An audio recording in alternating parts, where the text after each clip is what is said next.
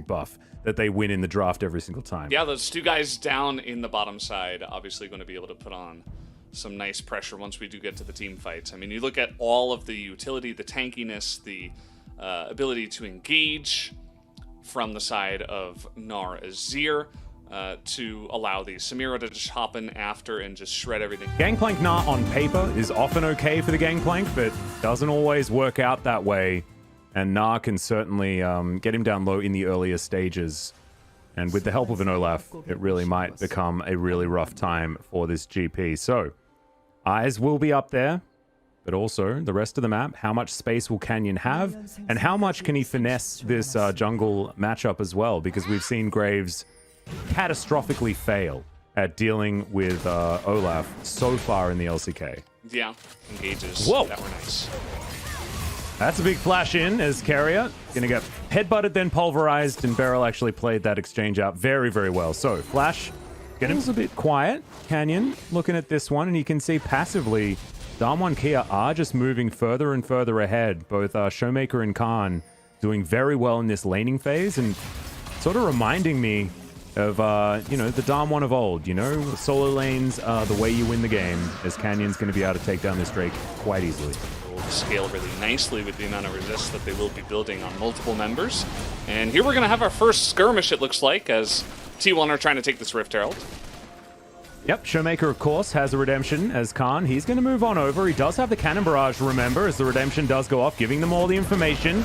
There's Carrier going through. The Gnar ult into the wall is only going to land onto Canyon as... Oh, collateral damage is massive. Ghost dives into the backline. The Gnar is going to die first, but it's a double kill for Khan. This is a disaster, but the other side as DAMWON Kia get a 3-for-1. That was pretty massive. Beryl ending up getting the engage we were looking for in game number 1. He shows us why his Alistair cannot be underestimated, and T1 don't even get the objective here, so a massive swing gonna go in favor of DAMWON Kia. A fantastic engage. It was kind of funny to watch Ghost get into the backline, and then he's like, wait, I'm here over the wall by myself, alone.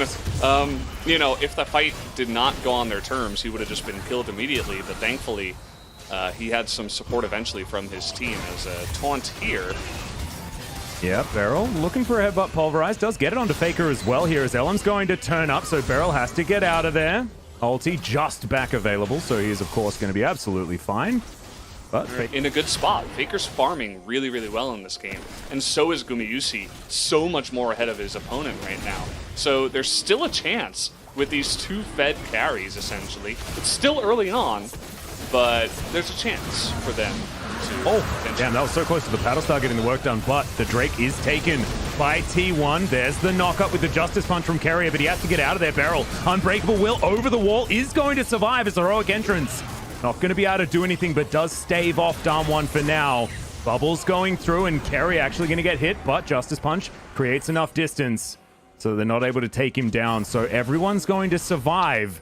But T1 do manage to secure the dragon. Yeah, and, you know, just the one Ocean Drake, it's not going to be a huge difference, but kind of nice, you know, if they can get in, disengage, maybe poke a little bit and get out, or try to sustain against some of the poke that, of course, Gangplank, Zoe, and Kaisa can do. It's not half bad.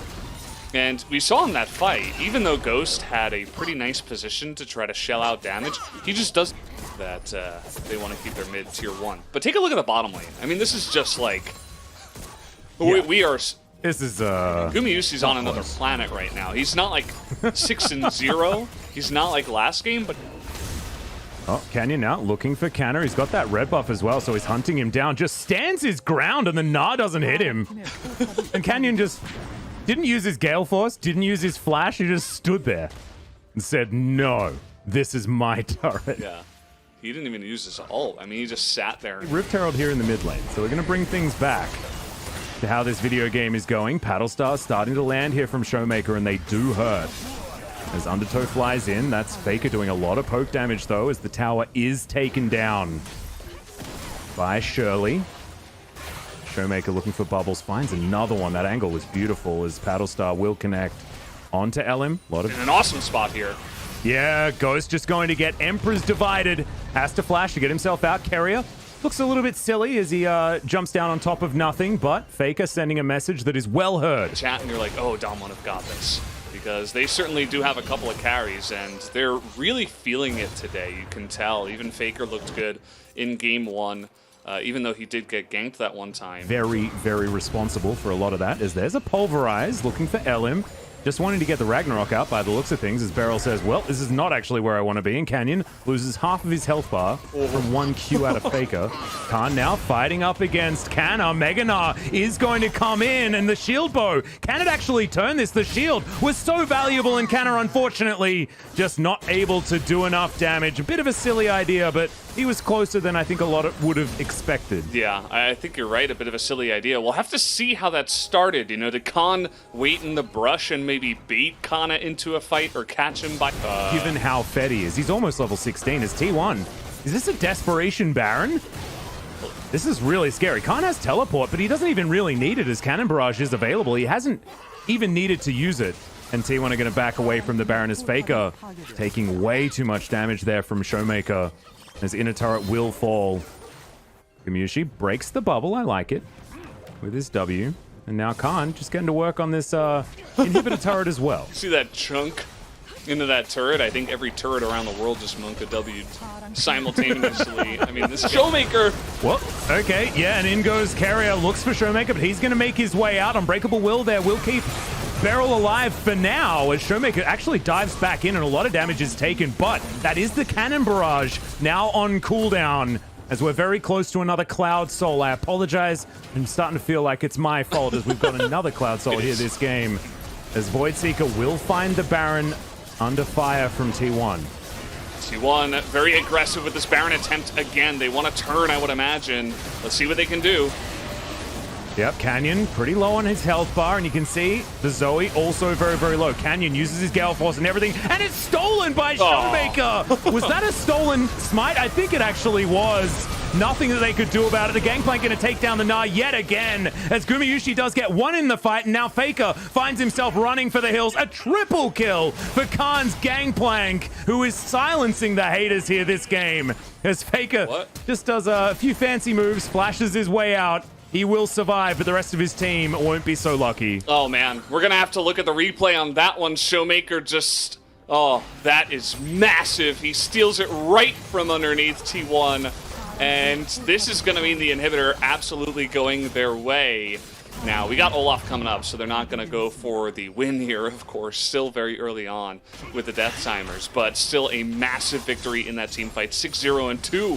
Is that DAMWON have so much extra money. It's a 10,000 gold lead, and Khan doesn't have to be there to be threatening. He's now just going to await the Cloud Soul as Cannon Barrage will come down and deal with this minion wave. Two-man Pulverize is good. Faker has to go golden to keep himself okay, but he's not. Showmaker going to finish off the kill. The Dragon going to fall down in the meantime. The headbutt goes over. Canna gets a Gnar off, but it's not exactly what they want. But the cow will still fall. Samira going to try and lock down that kill, but it's not before Ghost can get a Q off and take him down. As now Canyon trying to keep them in his jungle. Showmaker picking them off like fish in a barrel. And now Khan finally gets himself in here. LM desperately trying to get away, but of course, Showmaker lands a blind bubble and then pops him with the Paddle Star. All too easy as Khan, okay, going for a little bit of a 1v1, but instead he's going to invite his friends. Doesn't want to take the risk, as that's going to be the ace. And I have a feeling it's more about, you know, what we saw at the end of that, as another fight is going to break out. There's the Pulverize. Cannon Barrage, so much damage from DAMWON in response, but no one on T1 is dead just yet. They still want to take these fights. They're trying to get as many R buttons out of these guys as they can. And Cannon Barrage plus the collateral damage. That's two pretty valuable ones. The Baron. It's not going to stop DAMWON just moving over to the Baron. They do so much damage. This is just two people. And it is really difficult to deal with. There's the Justice Punch to avoid dying as Khan has to flash. And then the follow from Faker, but Khan, they get him. Still alive. The shield bow did a lot of work. Some low health bars as in dives Ghost. Now flashing away. They're trying to play the smoke and mirrors as Faker falls towards the top side to another Paddle Star. Carrier might just need to try and get out of this one as Canyon is going to wipe the floor with him. And unfortunately for T1, DAMWON's wallets are too heavy and they're going to be able to take them down. Another ace And another trip down the mid lane, this time to try and finish the game. We're going to a game number 3. That's what happens after that teamfight victory. They get the gangplank, but they lose everything else, as at this point, like I said, everything else on the side of DAMWON Kia just came online just on time to give them the victory in this one. Yep, that is Khan's first death. He will remain in the death chamber as this Nexus is going to fall down, and DAMWON Kia, our world champions, will answer back after a disappointing Game 1 with a Game 2 victory. That is the DAMWON I think everyone was expecting to see.